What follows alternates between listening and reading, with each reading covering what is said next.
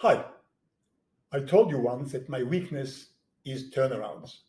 I love the drama, the conflict, the rising emotions, the eventual win or loss. Of course, it costs me sometimes, but when it does work, it often pays for the one or two that failed. Yes, I know. It is much better to buy only the long term superior stocks, high quality stocks, and do nothing else. As Warren Buffett said, he and Charlie Munger don't seek to fight dragons.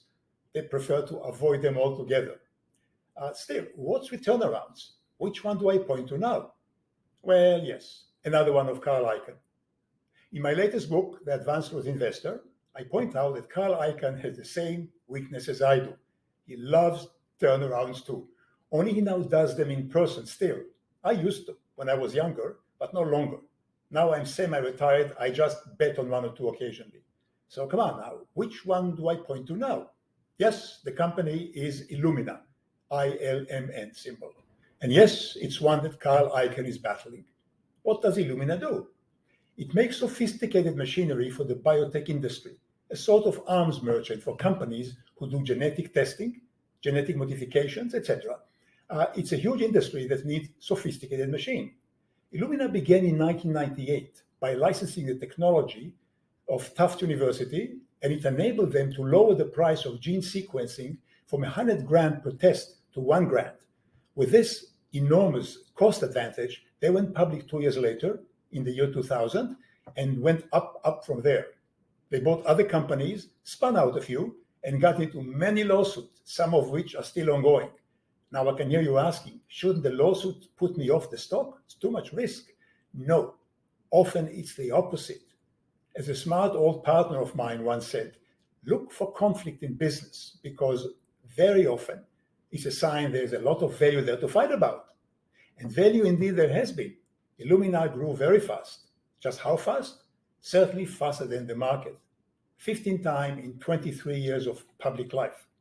Which brings me to the 3 quick tests you should always do on every tech stock, turnaround or not, before you spend time on sleuthing it. The first test is relative growth vis-a-vis the market. The second is quality of operation. And the third is research and development valuation. Let's take the first. Just divide the price of the stock by the Dow Jones ETF, the DIA. I prefer it to the SPY. If the line goes up, the stock has done better than the market. If it goes down, it hasn't. Yes, you may say, it still might do better in the future, but the proof should now be more rigorous. As they say, heroic claims of different future require heroic evidence. It's like hiring a slow walker that promises to run fast in the future. It's only a promise. So what about Illumina? How has it done? Well, if you divide ILMN by DIA on the chart, you'll see that they sure did go faster than the market.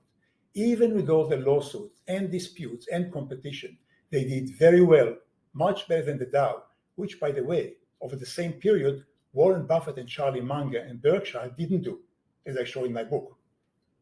The second test is to see if the company has a high quality of operation. As I show in my book, just sum up the return on equity, gross margins, and sales growth. How high is it? In a word, Illumina's quality measure sucks.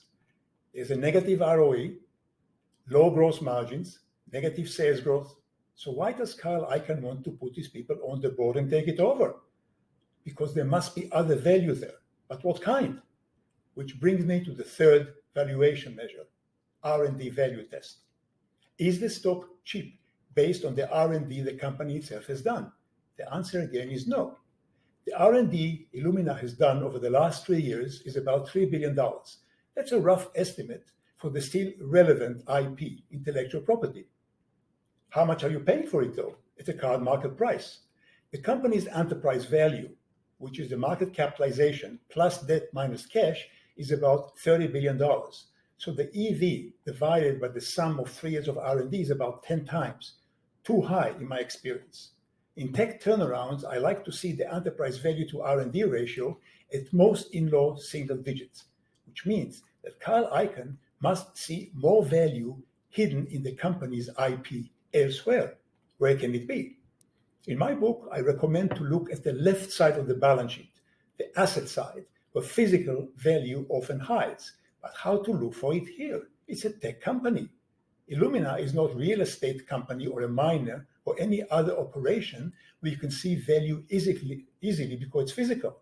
So how to find it here? Well, a telltale sign is that Icahn also brings a CEO to the battle. Now, why is this important? Because other parts of the IP value may hide in the companies that Illumina had bought. It's like buying an oil and gas subsidiary for the proven oil field it has, or a gold miner for its gold ore. Only in the case of intellectual property, the value of the R&D is not visible, even though it's there if you know what to look for. But how to evaluate it? If you're an outsider, you have to sleuth it the old-fashioned hard way. Talk to engineers, customers, and former employees, especially if these formers have been at the top, and you better have the relevant tech background yourself to understand what they're telling you, or have access to someone who does, which brings me again to Carl Icahn. He is bringing a former CEO with him, the former CEO of Illumina, who knows probably where all the skeletons are and where the IP gold is. Based on his advice, probably, Icahn also wants to nix the last acquisition. He has a plan. Of course, the company is resisting. They have their own plans. Now, what are Carl Icahn's battle prospects? And is there extra value there for him to find? There probably is, but to find it will take some work. How?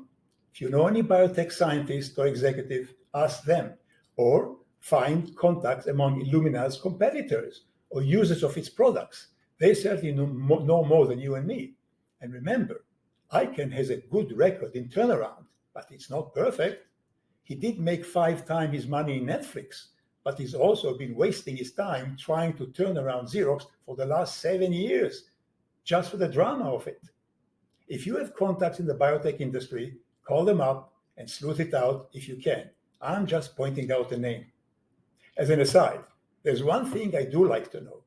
I mentioned before that Carl Icahn has bought Netflix at the instigation of his son, who seems to have gotten good genes from Papa without any need for splicing.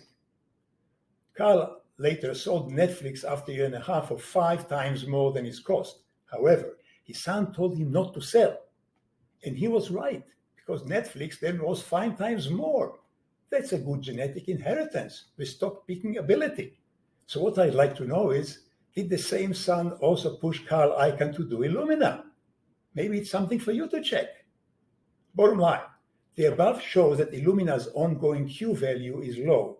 The market price now is high versus its ongoing R&D. So the real value must be in the IP, both the part that Illumina has and the part it purchased, plus perhaps any synergy with what it already does have. On the other hand, the very bitterness of the proxy fight demonstrates there's probably lots there to fight over. In other words, this stock is suitable only for those who, like the previous CEO, have unique knowledge that neither you nor I have. Do you still want to sleuth it? Sure, go ahead. It may likely be worth it, but you should know the risks. That's all for today. Please give this clip a like and subscribe, and retweet to all your friends that they subscribe to. And then buy my book, The Advanced Sleuth Investor. You'll find more methods for picking outperforming stocks. And please write an Amazon review for it, which I hope will be a good one. I'll see you next time. And meantime, thank you very much for watching.